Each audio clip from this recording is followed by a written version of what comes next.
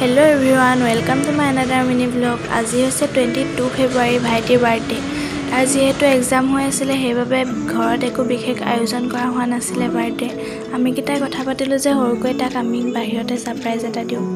এতিয়া বাই মই আহিলো আবেলি তাৰ বাবে চিপছ চকলেট অলপ লৈ ললো আৰু আমিও খাই ললো। এতিয়া আমি গৈ আছো ৰাজমাইত থকা জুইহাললৈ।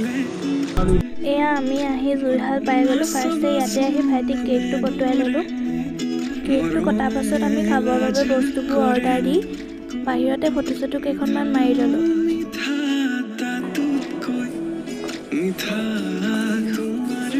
ফটোছটো মাৰো মানে আমাৰ অৰ্ডাৰটো আহিলে এতিয়া আমি খাই লওঁ। খাই বৈ হাত ধুবলৈ আহোঁতে আমি গোটেইকেইজনী মিৰৰখনত ফটো এখনো মাৰি ললো।